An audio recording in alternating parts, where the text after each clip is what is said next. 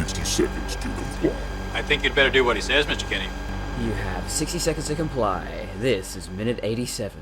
Part man. Pod machine. All pod.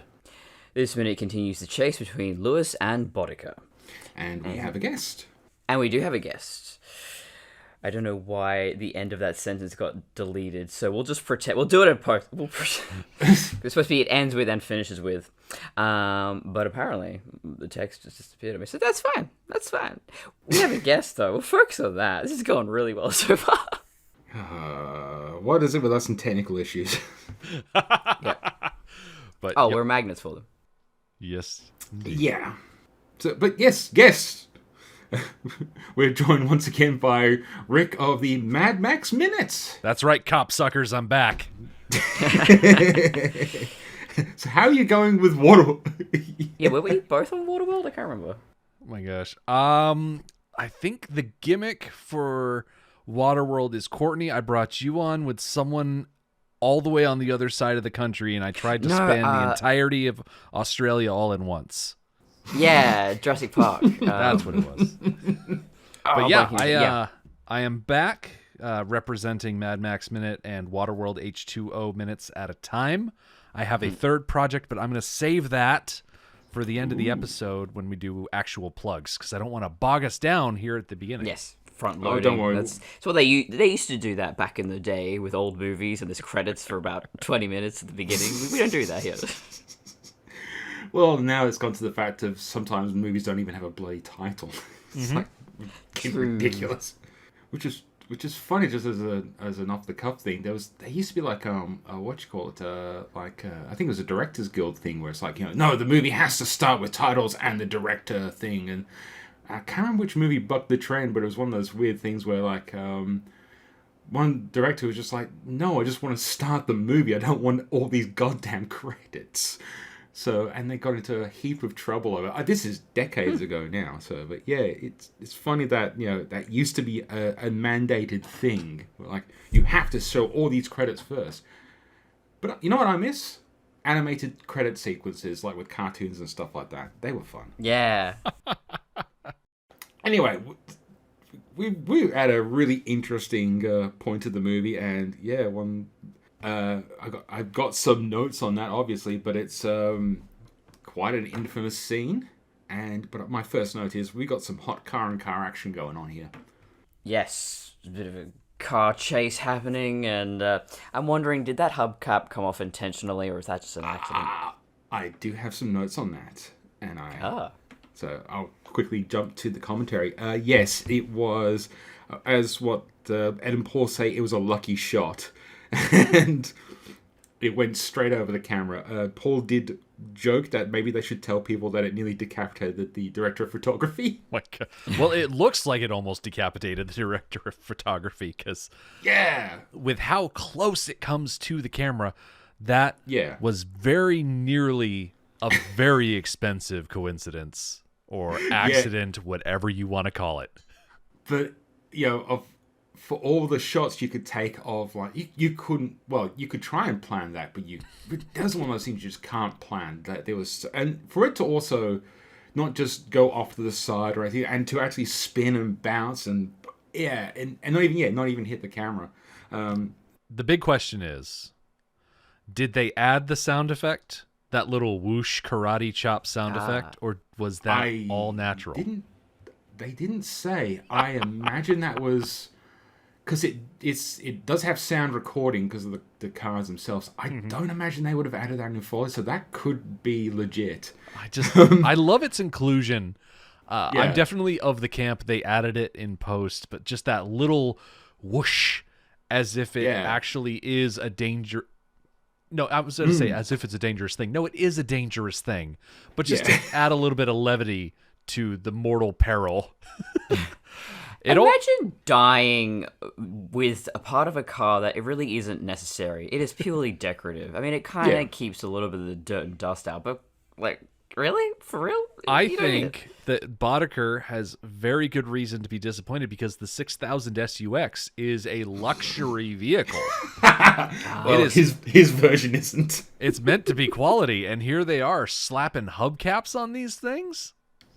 Well, like, his is a little bit rough considering all the black smoke pouring out of it Right. as well. It's seen better days, and it's not going to see better days very soon. Oh, definitely. But no, I think if there was a danger for a cameraman to be decapitated or anything, they probably would have mentioned it, because they did mention at the gas station explosion that there was a cameraman close to it who nearly got fried, but he was under fire blankets and stuff like that, so they could get a really close shot. But I'm imagining for a shot like this, because there are cars, they just lock the camera off, let it roll, and then shouted action. Just because if anything does happen, like if a car does skid out, they might trash a camera and in the film and all that, but it's better than trashing the people involved.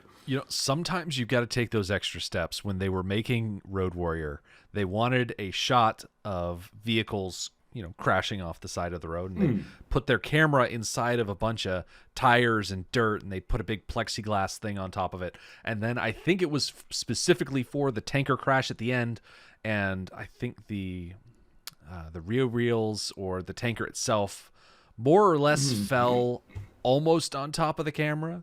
It might have been actually for a smaller crash. It's been admittedly, listeners, it's been a few years since the last time I talked about Road Warrior professionally, so my facts are probably a little off, but I do remember that they almost ran over a camera in much the same way as in this scene.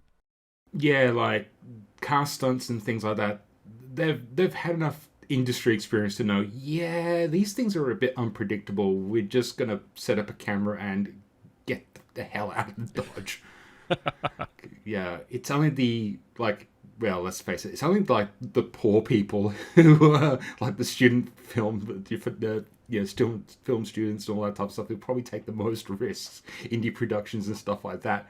But no, the pros would just be no, we set up the camera and leave. As long as it's in focus and it's locked off, we get the hell out of there. Listen, you would be surprised at what some people will do for college credit. Oh, yeah. It's one of those shots where you don't really think about it, and then you rewatch and go, oh my God, that was so good. Because, well, let's face it, we've got a very iconic piece of this movie that just kind of overshadows it. Yeah. And I do like how in a lot of the notes and in the commentary, they do refer to Emil as the Melty Man. I noticed that. This is, again, I'm just going to skip straight to the commentary. So John, the producer, actually says that in test audiences, the most favourite moment was the Melting Man getting hit by the car. I am fascinated by this. I've gone deep in thinking about, okay, when he gets liquefied on impact, there's no bones, there's nothing, which means he was radically just deteriorating. And, I mean, radiation does that. This continuing my theory that this is radioactive waste in particular. Yeah. And of course, why wouldn't it be? Although, so Emil is don't touch me, get away, which, good instinct. But I think it's too late. If it's radioactive, you've been exposed. You're done. Oh, yeah. Leon, he actually, he's grasping. You actually see Leon running away. He's got some goo on him. So, yeah, he's probably dead anyway. I mean, he's going to be dead anyway, but... Well, that's the horrifying thing about radiation. Chernobyl, the miniseries, that is the scariest horror movie, and it's not even fantasy. It's real, because if you get touched by this invisible thing that you don't even notice, you're cursed. It's the kind of curse thing that will kill you. It'll stick with you, and then when you fake your death by making it look like a cop blows you up with a super-powered rifle and you move to the Pacific Northwest and start a family, that radiation will seep into your brain, and then before you know it, you're making up imaginary creatures and killing your daughter and stuff like that. It's all connected. Another Batman reference 2 minutes in a row. But no, it's no. The funny thing is I will come on the side of defending radioactivity. In that sense, it was a contact and probably trace amounts and things like that. So he wouldn't. Yeah, it probably would be a slow. If it was anything, it would be slow. But at the same time, all right. So he's what gonna you're be saying, sick. He's probably not gonna die, but No. Simon, are you insinuating that being bathed in toxic waste was a good thing because if Emil had like some sort of latent lymphoma or, cancer that he didn't know about, well, congratulations, you're cancer-free now. No, I'm saying if Emil had survived the car crash, he would have become the next Marvel superhero. I'm just saying the fact of like being down. I was thinking it was going to be. Sorry, I was saying it's going to be more like where Mole Man gets the lasers and he says, "Oh, I can see. Oh no, I'm blind again." I think it was Mole Man. Easy go. Yeah. I mean, RoboCop should be glad that they are in old Detroit and not in Tromaville. Because, as we all know, a few years before this came out, we had the Toxic Avenger who turned from, what was he was like an 89-pound dweeb, and then he turned into this giant mountain of muscle. Yeah, I brought that up last minute, which is coming out after we're recording this. But yeah, no, it's pretty funny how this was that era, like that 80s year where radiation, like post 3 Mile Island, Chernobyl, and this is pre-Chernobyl, wasn't it? It's roughly the same time period. Yeah. Like 3 Mile Island, China Syndrome, the fossil fuel industry demonizing the hell out of radioactivity. But like the whole thing of like I joke about the 1986. So there you go. So Chernobyl happened. Yeah, so it was definitely on the public conscience. And if anything, this is a movie that's all about like the public conscience, like hyper-capitalism, the industry moving out, and like militarization, Reaganism, all that type of stuff. It's almost like they got an auteur to make this.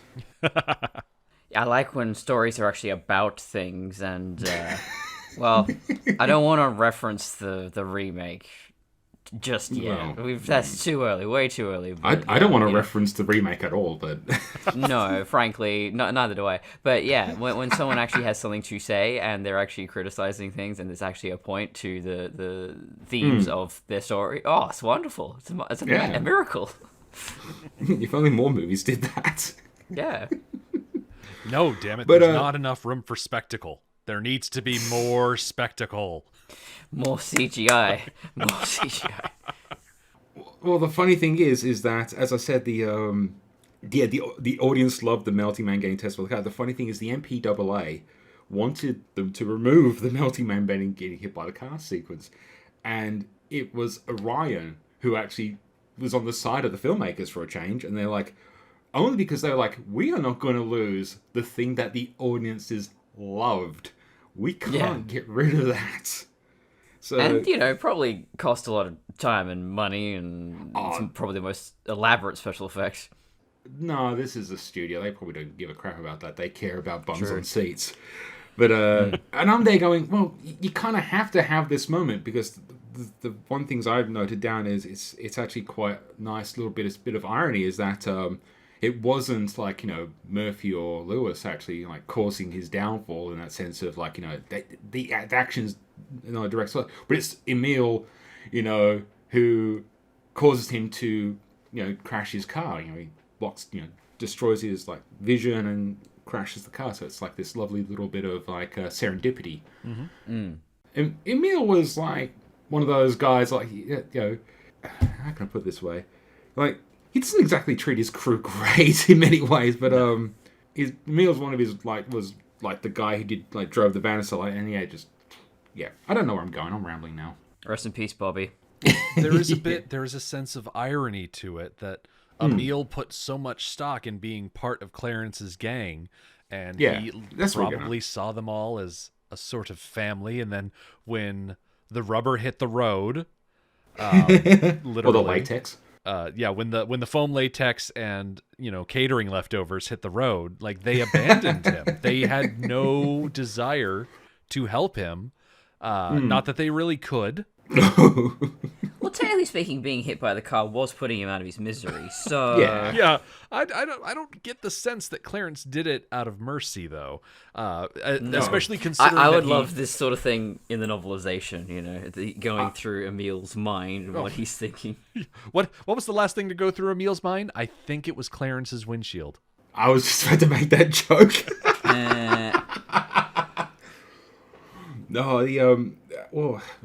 I was gonna say, if we move quickly to the script, I'm running out of notes quickly, but no, it's funny because like there are differences because like when it comes to a script and an actual movie, when it comes to like these action scenes, there's always going to be a sense of like what may work on the page is not going to work in the physical environment. So there's always going to be changes just necessitated by that. And one of the significant ones is like in both the script and of course novelization is that Clarence, after hitting Emil, hits they're described as like a rolling machine, like a giant pillar. Whereas of course in the movie, he flies. That's actually a pretty good stunt, and we'll probably see the rest of it in the next minute. But like he flies off the ramp and lands in the pit. Whereas of course the final confrontation is between RoboCop and Clarence happens. Is there any information on how they did the car flip stunt? Because I don't know if there's actually a driver in there, or how the hell did they do that?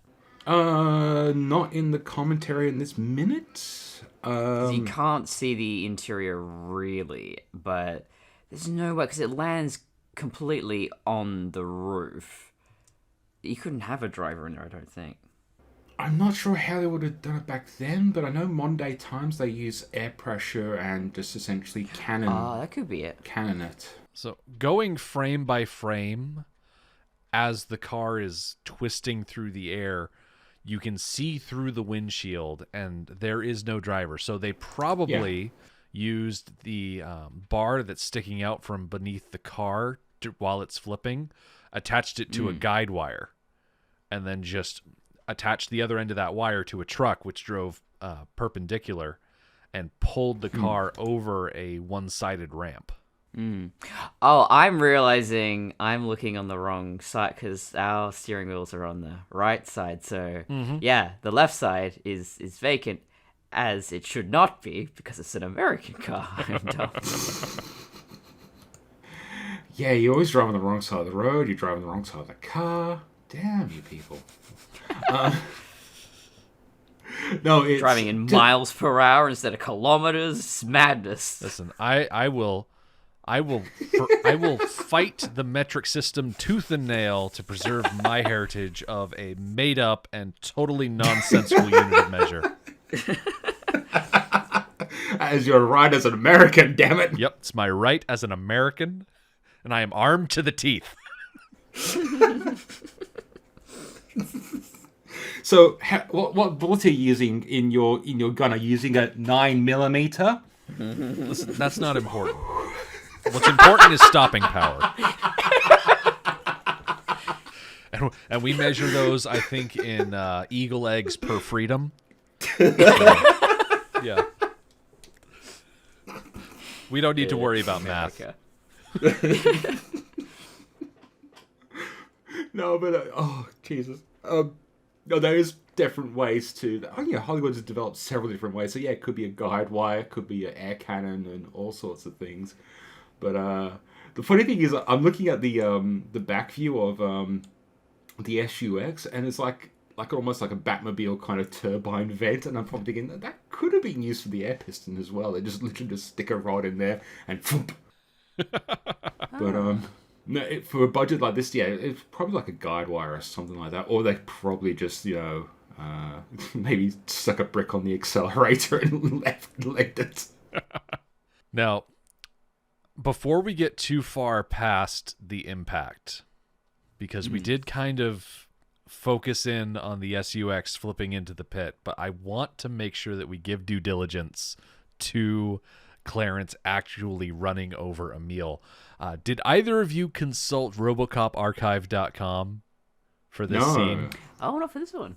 No, I forgot all about that. There is a whole page dedicated to the Melting Man effect. And I'm so glad someone remembered. My favorite part of it is that they had all the prosthetics that they put on the actor that they covered Paul McCrane with. And for this impact, they took a posable dummy and they put all of the prosthetics and the clothing and they posed it on the ground, and they purposely left the neck connection loose so that way when the car hits the dummy, the head comes clean off and slides across the hood towards the window. And I'm pretty sure, what did they say? They applied the first and second stage Melting Man makeup to the dummy.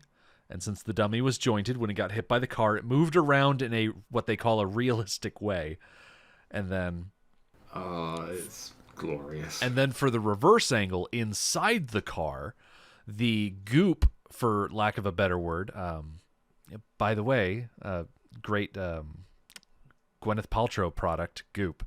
It consisted of a slurry of leftovers from the catering company, which included raw chicken, soup, gravy, vegetables, and whatever else the caterer had on hand. They left it in a bucket and let it liquefy for a few days, and then they filled balloons with all of that rancidness and threw it at the windshield for that inside shot. Yeah.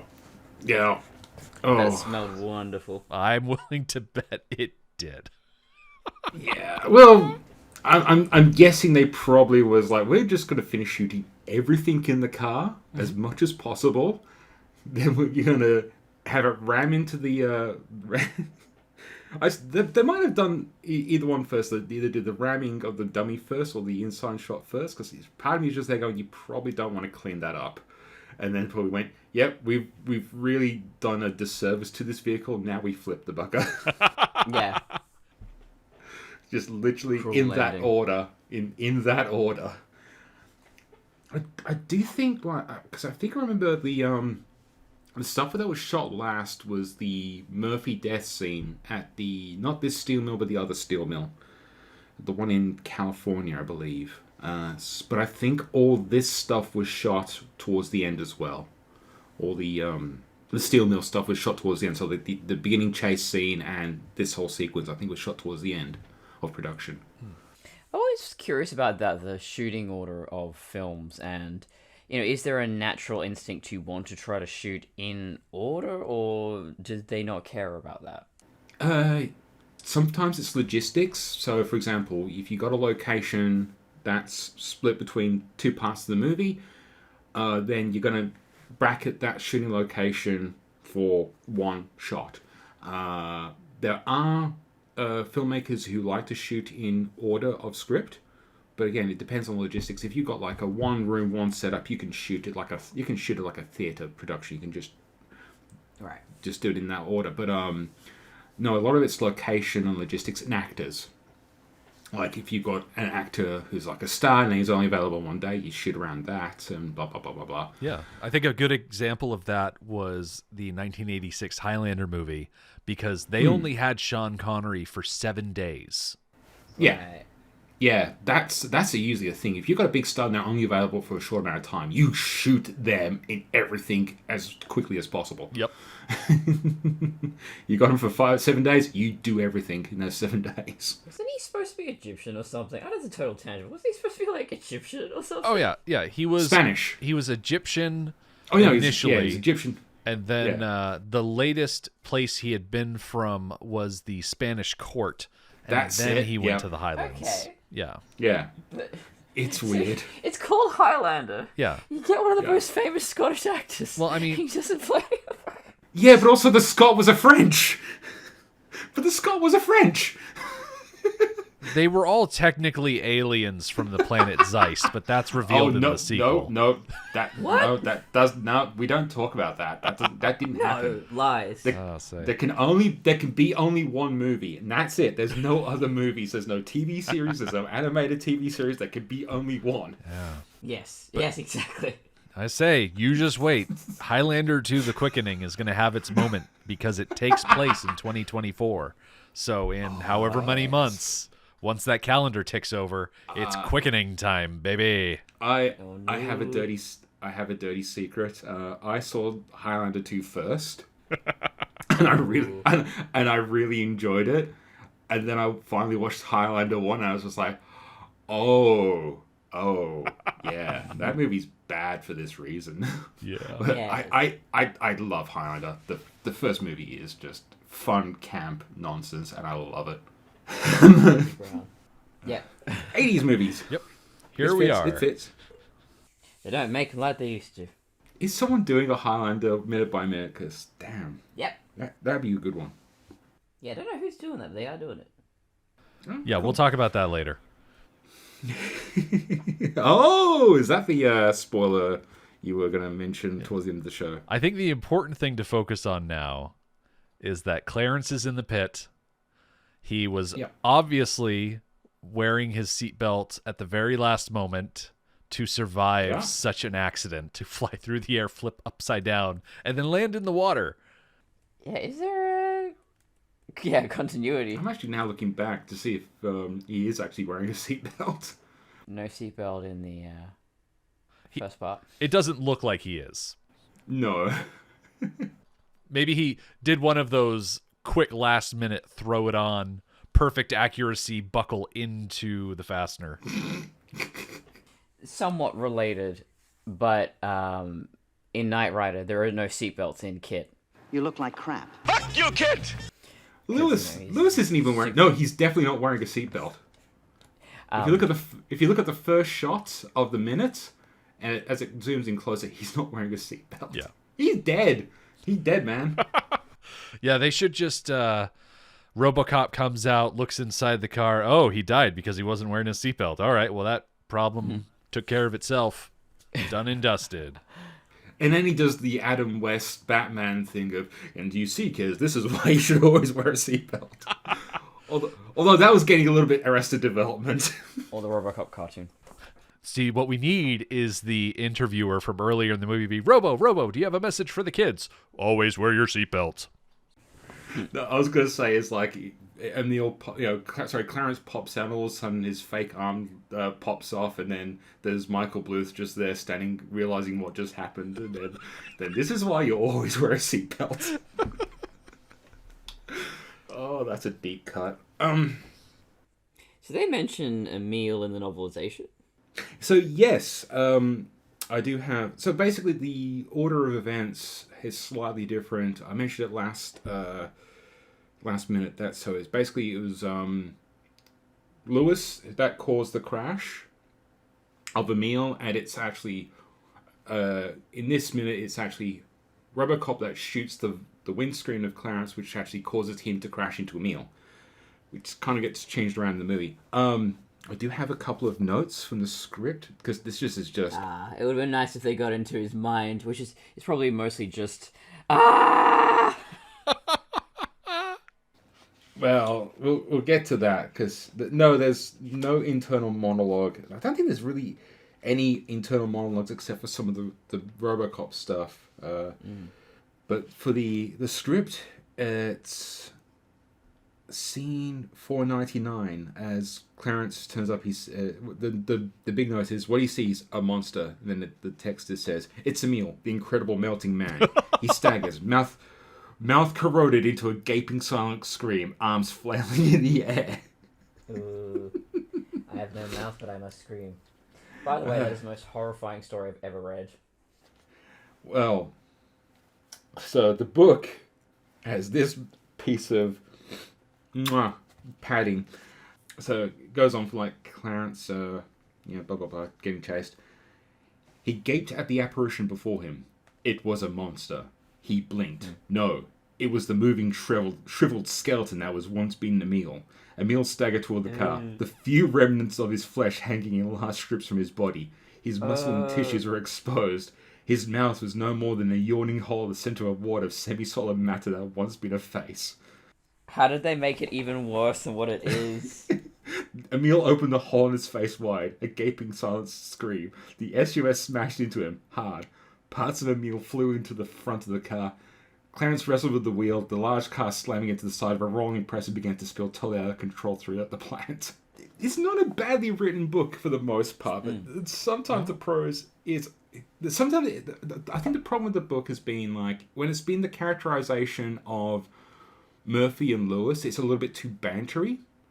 I hate it. because it's based off an earlier script and things like that. But when it comes to like some of the description stuff, it's not too bad.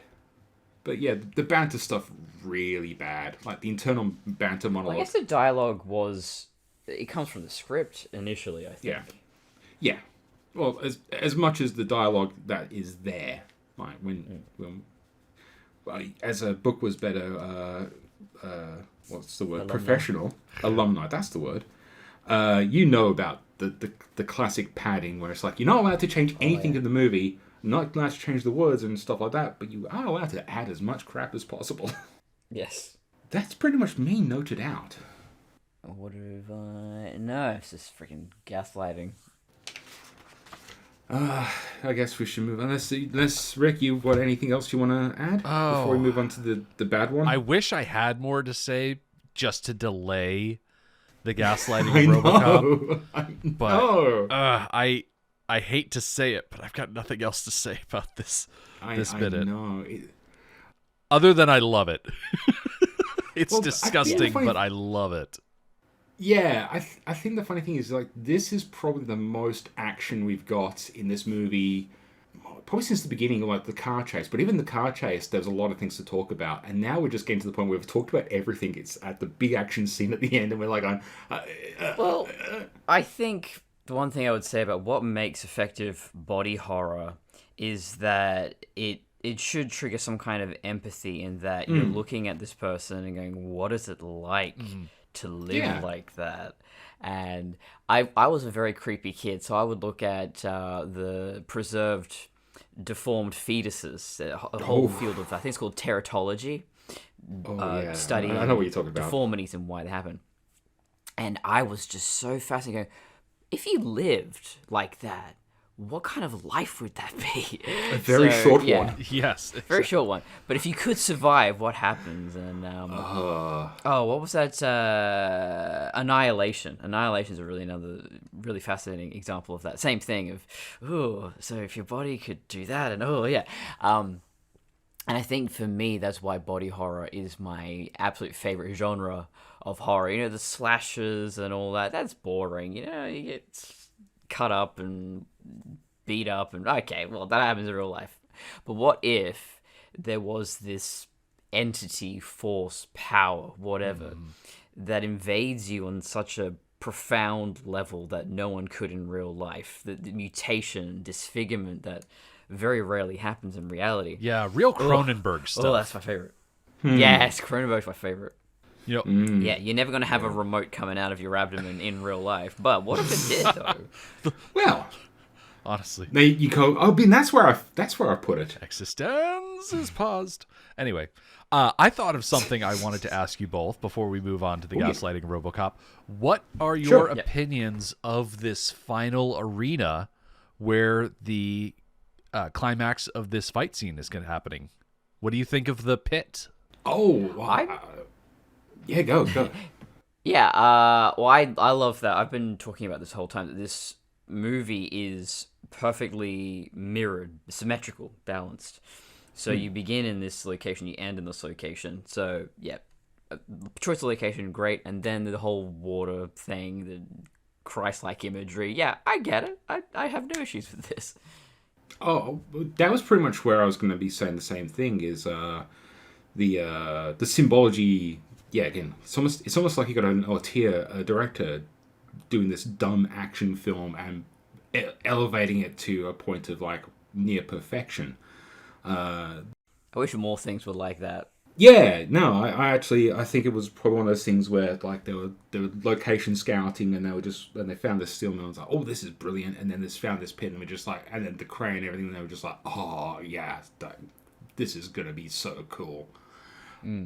No, because we're going to be talking about it definitely in the next few minutes. But yeah, no, I'm definitely happy to talk about it now. Like in the sense of like my first impression is like I probably as a kid I wouldn't have really gotten it, but as an adult I'm like going, yeah, this is like as someone who's like done some filmmaking in the past, like sometimes when you know doing a wrecking, you see that shot in your mind and you just go, yes. I get that sense from this. Is like you can tell that they found this location and went, oh yeah, we can shoot it from here, we can do this, we can do this, and this, and it's going to be brilliant. Yeah. Like, this is not a made up location. This is something they found, and like it's so cool. Like I love urban decay, and I like the rust looking silhouette. So yeah, I would love to find the steel mill and shoot the hell out of it. Oh yeah, is it still there? I wonder. With a camera, not with American freedom. I really appreciate the fact that the final showdown takes place in a geographically situated lowest point. So you've got the metaphor of him descending into a sort of hell to fight the devil on his terms, and despite the setbacks he has, he's able to use his ability to eventually overcome and win the day. I think it's really great because it isolates Boddicker and RoboCop away from Lewis and Leon. I was going to call him Leland Palmer, but I can't separate those two characters with this actor. But it separates our heroes from their own sidekicks and makes it so that we can focus in on just the two of them, but still have enough geographic wherewithal to keep the other people situated in mental space. Yes. Plus, it sets up the walking on water bit, and Yeah. It's like you've done this movies by minute stuff before. Listen, I really love this movie, guys. I really love this movie. Yeah. Really? You could never tell. We're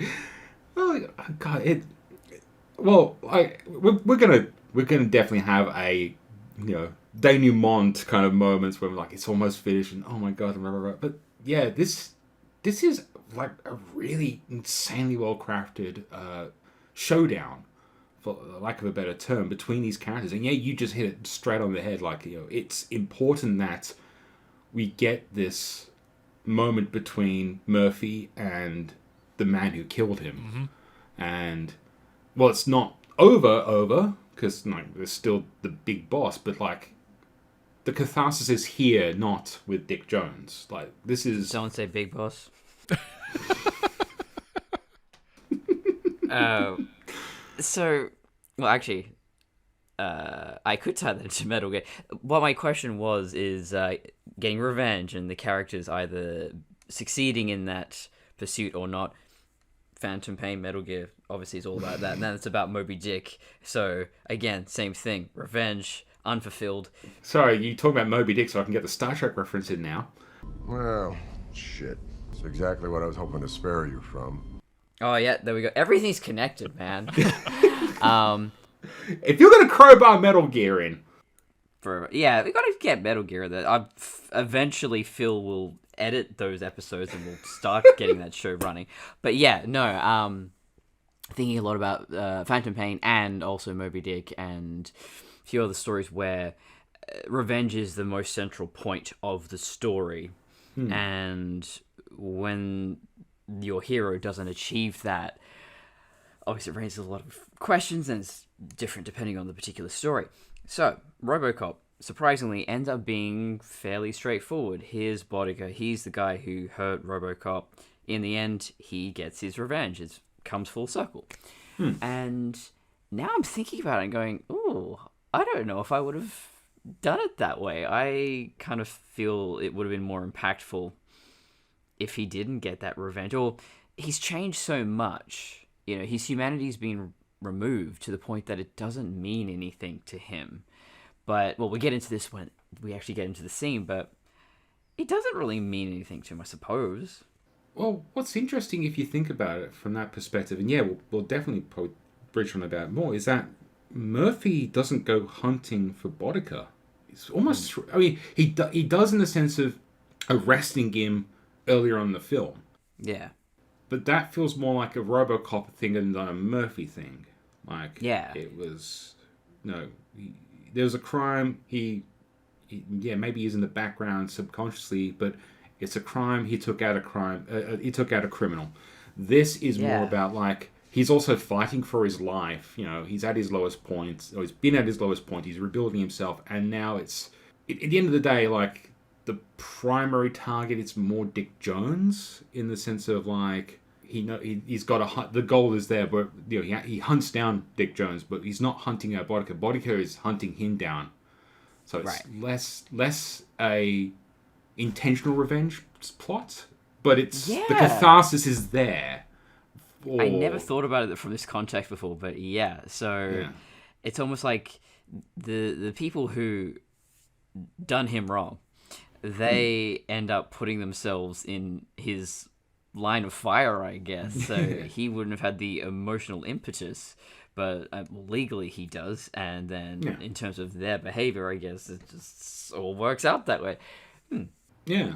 No, I literally only just thought about that when you said about revenge. I'm like, I'm not sure if this is it's revenge in the context of like he's avenged himself. Yeah. But Murphy's not been... It's more explicit in the original novelization, because I think it was based on an earlier script, that Murphy and Lewis were hunting down Clarence. But in this one, Clarence comes to them.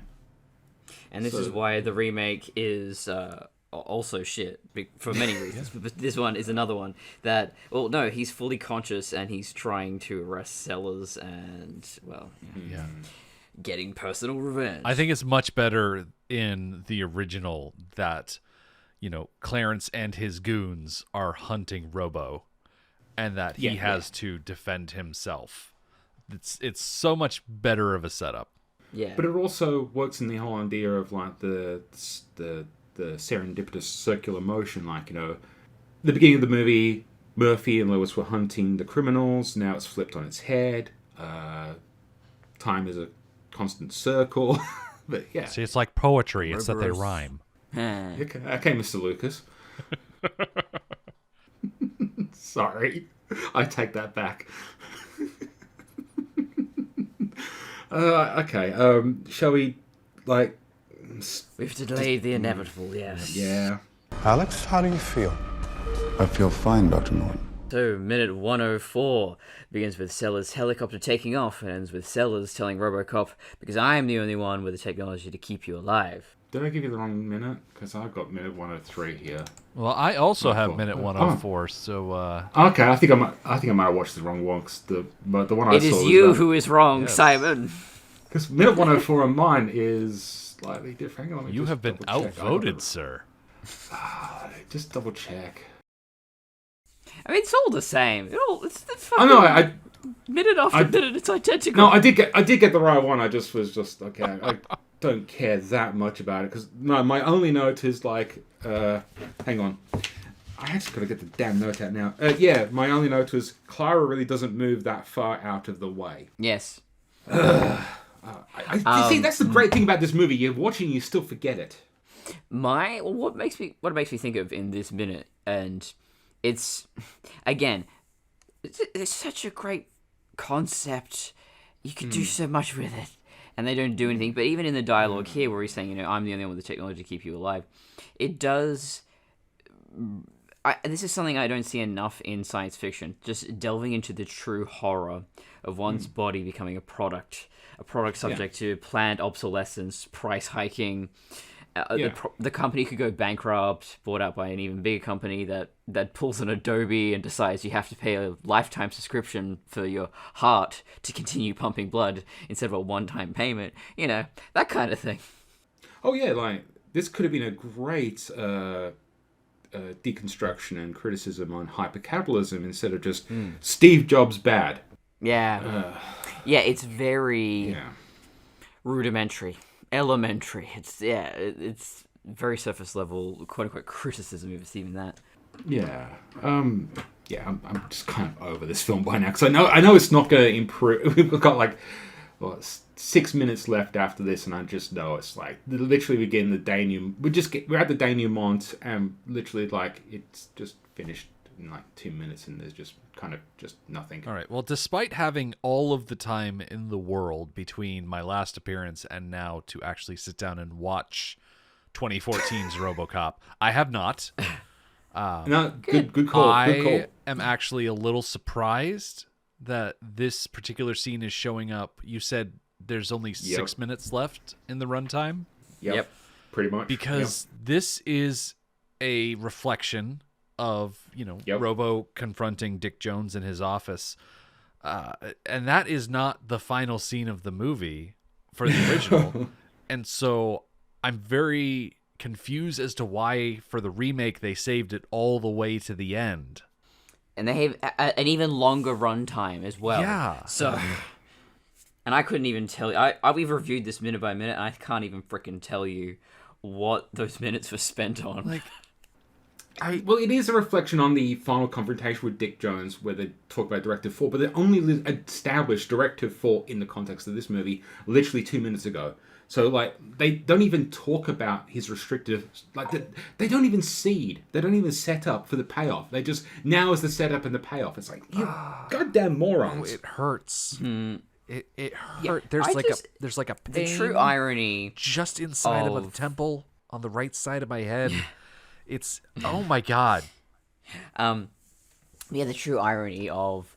Well, not just this movie, but there are a lot of movies made by these massive corporations, and they're anti-capitalist. They're criticizing the status quo while simultaneously perpetuating the status quo. Yeah. I think someone did a video about criticizing the Marvel movies. The MCU. Oh, yeah. It's like, they're kind of fascist, if you think about it. Yeah. Yeah, like... The best example of that is... as much as I enjoyed the series, Bucky and Sam go hitchhiking across the world. Sammy and Bucky. The Sam and Bucky show is like this.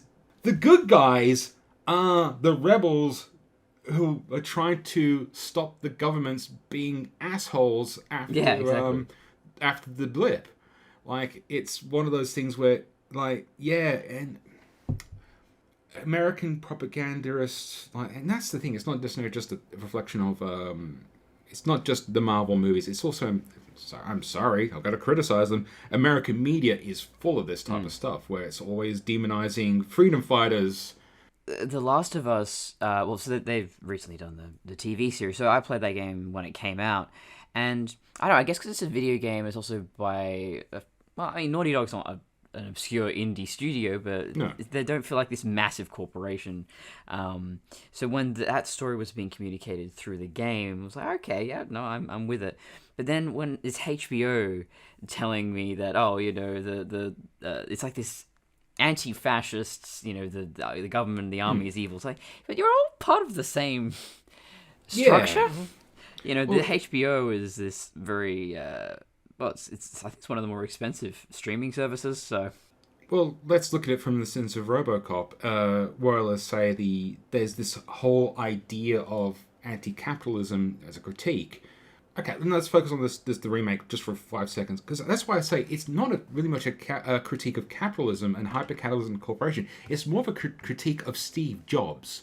It's more a critique of this one company and their business practices and stuff like that. But because it's focused on Raymond Sellers as the Steve Jobs character, it doesn't critique the system that's really the problem. It's going, well, if we didn't have these Steve Jobs, the modern day equivalent would be Elon Musk. Like, right. There's definitely plenty to critique on Elon Musk.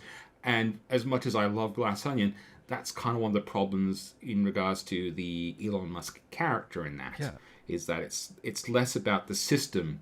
It does go a little bit into the system, but it's less about the system, more about the personalities. Right, because modern screenwriting is obsessed with, it's not the system that's corrupt, it's the individuals within the system. Oh, yeah. But the truth of the situation is, no, the system is corrupt, and it is being abused by bad people. But even the good people within the system are still bad people by association. It's the whole reasoning behind ACAB. Even if you have cops that are good people individually, they are still part of a system, at least, here in America. That I can't believe that topic was not brought up in RoboCop. I know, right? And they're participating in a system that has rotten roots. And a lot of people are like, well, you can't rip out the roots. Yeah, but the only way to properly replant something is to tear it out of the rotten ground that it's currently growing in and place it in a new pot of fertile soil. the system isn't corrupt. The system is built exactly as it was meant to do. It's meant to empower the rich and the powerful more and more and more, and diminish the poor and the lower classes. The system works perfectly. That's why I have to laugh when someone says, "Oh, capitalism is broken." It's like, no, capitalism is functioning exactly as it was designed to do. Yeah. Yep. We just need to burn it down. This is the end point of it. Yeah.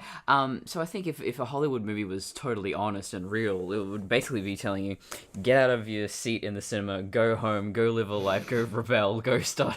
Get out the guillotines. Yeah, and you're never going to get that from a major Hollywood film. Again, going back to Glass Onion, it was made by Netflix. Yeah. Well, the closest thing we got to that amazingly, and I don't think this show gets enough respect and attention. Mr. Robot. Mr. Robot is brutally honest in its attack on every system we have, and I mean, it was a little streaming service, but amazingly got that many seasons, got to play its story out to the end. Well, art is good at criticizing the system it's in. That's why when people go, well, if you don't want to be in capitalism, you should just get out of it. It's like, no, that's not how life works. Holy crap. This actually movie is letting us have a good discussion. It's probably the only good thing it can do. Yeah. Well, it's distracting us from the fact that the RoboCop confronting Sellers, it's a direct mirror of RoboCop confronting Dick Jones, but the soldiers and the family and the assistants, they don't need to be there. They're pulling attention away from our focus should be on, Joel Kinnebot and, Batman. They should be our focus in this scene, and just adding all these extra people around, completely unnecessary. I hate it. Well, it's giving me a headache just thinking about it. Also, this shouldn't be a 11:59 reveal. But the purpose of this scene is the whole, is he a man or is he a machine? Can he overcome his programming kind of bullshit? That's really all this is set up for. It's the whole. I mean, if you want to go into the critique of the original film, at the end, RoboCop cannot function outside of his system. The only way he's able to defeat Dick Jones is when he exposes him and Dick Jones is fired. And if Dick hadn't probably pulled a gun on the old man, RoboCop probably would not have been able to have done anything, or even if he did get fired, he probably wouldn't have killed him because he wasn't a threat. So, yeah. But that's something we can talk about much later on. Right. You've still got a few minutes left. We still got a few minutes left. We've still got one big bad to kill first. I will give them points here, actually, that this RoboCop looks kind of cool when he's all beat up and he's missing an arm. It's like you finally think that, he could be a robot. I could buy this. Doesn't look too bad. It's because we're seeing actual robot parts. Yeah. I've gone on about that endlessly, but yeah, I still can't figure out why didn't you go that kind of Alita Battle Angel route where you just make the character really look like a cyborg. There's see-through bits, there's missing bits, yeah. Or just make the suit metallic and not look like rubber. Was it? No, it was silver initially, and then they made it black, right? They made it black. They made it matte black. Yeah. To look like cool. To look like a gun, but it's like, even if it just had a dark metal sheen, god damn it, that's the problem with the suit, is that once they turned it black, it just looked fake. Mm-hmm. And then they decided to shoot it at night, so it's literally melting into the background. And it's also it's the modern day problem of the dark caster, make him blue, put a red light on his head. Yeah, it should have been a Robo Hammer remake. But that's the modern day cinematography thing of we're just gonna pull down the luminosity by 2 steps and have it this dark cast over it, really deep blacks. And do you remember in the early 2000s when everyone was I don't know, this is not an international thing, the Bali copies, the cheap DVDs that you would get from Bali. The ones that were shot in the cinema. Yeah, they're shot in the cinema, and they're so dark. I remember my family and I trying to watch Hellboy, and like you can see Hellboy. That's about it. No, it's always fun when the camera's being positioned like the front row off to the side, and you just get this weird warping perspective of the film. Yes. Like, and you kind of did before we understood internet piracy. Internet piracy was a thing, but it's still effective. You still got to be able to capture it. And this is the days before, cell phone cameras and the like. Oh, they had cameras. They just... Oh, yeah, but you had to like take it in with a tripod and stuff like that, and to sneak it in. They did a whole episode of Seinfeld about recording movies on a handheld camera, and I think it was Jerry who was just a savant when it came to bootlegging films, and he wanted to get out, but he was just so good at it, they wouldn't let him get out. They keep pulling him back in. They're like, Jerry, a couple of seasons it's the best bootleg footage they've ever seen. It's perfect. And he's like, but I don't want to bootleg movies. That show would have been so good as animated. Everyone's got such distinct voices and mannerisms, and Agreed. And then in post, you can easily edit out the problematic actors. Or better still, just edit out Jerry Seinfeld. Sorry, I can't stand the guy. No, he's fine. You can't hate him. Yeah, I can. Anyway, I guess that about wraps it. Am I stealing your line? That covers it. Anyway, Rick, plug away. Absolutely. Okay, so as I mentioned at the top of this episode, I am, of course, one half of the team behind Mad Max Minute. You can find all of that stuff on madmaxminute.com. You'll find all 4 seasons that we released talking about the Mad Max movies specifically. You will also find our 5th season entitled Waterworld H2O Minutes at a Time, where we go through the movie Waterworld, the extended Ulysses cut, 2 minutes at a time. Both I and my co-host Julia do that. And then if you're looking for something a little more recent from me, you can go to a website called www.swordboys.biz. That is a collaborative project that I have been working on with Robin from Karate Kid Minute and Jonathan from Minute Impossible. And we 3 sword boys are going through your favorite sword and sorcery movies from the 80s, 90s, and today. Currently, we are releasing episodes covering 1986's Highlander. We cut it up into 8 cuts that we are going through every other Tuesday.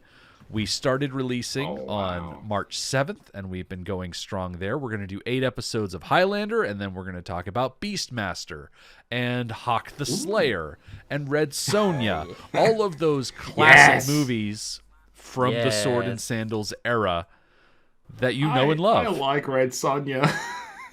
That's a guilty pleasure. It's not great, but I like Red Sonja. Listen, not everything is going to be a diamond. But that's the thing about sword and sorcery movies, is they're always fun. Have you done what's it called? Ator, I can't remember what the full title of it is, but it's like 4 Ator movies, and the first one is just boring garbage, but it's kind of just that thing where you're just like going, there's something about this, I can't stop looking at it. Well, given that we have such a slow rollout, we haven't done too many episodes. I think we just barely released episode 4 as of this recording here, but we have a incredibly long list of movies to watch for this project. Ator the Fighting Eagle, a 1982 Italian adventure fantasy directed by Joe DiMaggio. So yeah, it's not great, but it's probably worth a watch at least. They did 4 of them. Yeah. So yeah, I think at this point our... Oh, yeah, it was on Mystery Science Theater 3000. Yeah, we have 43 movies on our list of Sword Boys movies. So give us time. We'll work through all of them eventually. Yeah, I think this one started off as like, I can't remember if it was a Conan ripoff or a Star Wars ripoff, or it's just one of those things. Aren't they all a combination of the two? Pretty much. Yes, where can we find you, Simon? You can find me at Painting with Night, at Painting with Night, no caps, no gaps on Facebook and Instagram, and paintingwithnight.com. And where can the lovely viewers find you, Courtney? Well, first of all, I need everyone to know that there is an animated Seinfeld, or there's a few clips. Someone's done it in a Don Bluth. What do they call it? Anthropomorphic style, and it's actually pretty good. So, Anthropomorphic was before Don Bluth, but I get it. Yeah. No. I mean, it's an anthropomorphic Don Bluth. It's actually Don Bluth style. Yeah, I was going to say actually, Anthropomorphic was more of a Ralph Bakshi thing, but yeah, again, that's just me being an animation nerd. No. I mean, this is specifically to look like the Don Bluth one. I'm not talking Ralph Bakshi. This is Don Bluth style. I know what I'm talking about. Yes, you could find me, Courtney Colson, on YouTube. And hopefully sometime soon, Metal Girl Solid will begin, in which we talk about Snake Eater. I know there's a song associated with that, but that's the only thing I know about Snake Eater. Yeah, it's the theme of the game. The best song. Like a James Bond opening? Yeah. What a thrill. Yes. Like, there's a lot of awesome things about Snake Eater. I cannot sing because I clearly have the voice of an angel, so... Yeah. Was it sung by Shirley Bassey? It's kind of like that, yeah. Sadly, the other games... Well, okay. Some of the games still have really awesome theme songs, but none of them quite get as good as Snake Eater. Because I've got Goldfinger now stuck in my head. Yeah, well, Snake Eater takes place in 1964, which is the same year that Goldfinger came out. So I watched Goldfinger as part of research, and I went, "Oh, this makes a lot of sense now. I'm understanding how everything's connected." Yeah. Okay, that makes a lot of sense. Yeah, now. Simon, I would definitely recommend jumping on YouTube and listening to the Snake Eater theme. It's amazing. Oh no, yes. But you have to get the actual tune and lyrics in your head, because otherwise you're just going to walk around replacing Goldfinger with Snake Eater. I mean, it's very easy to do. Some days you feed in a treat frog. Same number of syllables. Yes. But you need to listen to the actual song. You can't rely on your own brain to fill in the gaps. Yeah, but what if I'm disappointed and I've just set myself You up won't for be. it? I promise. No, no one hates Snake Eater. What are you talking about? Then one day I'll actually play the game. Sins of the Father, the song from Phantom Pain, Sins of the Father. That's a banger. That's good. But no one knows the one in Peace Walker. There's one in Peace Walker. It's just not as good. As long as they don't keep making any more games so they get to the Die Another Day cover. That is my guilty pleasure. I kind of like that song because it's just a mess. Bad. Just like the movie. Bad. That was one of my first James Bond films. Oh, you poor person, you. I was a 90s child. You don't deserve that. No one deserves to have Die Another Day as their first Bond film. It's kind of my motto, though. Weirdly, it's kind of become my motto. Yes, you can find us on Spotify, YouTube, and it would be nice if we got some comments sometimes. I'm not that I'm lonely or anything, but it would be nice. And we're on we got Instagram. I haven't updated it, so I should do that. And until next time. Don't touch me, Robocock. I like how that has just so many different grammatical connotations to it.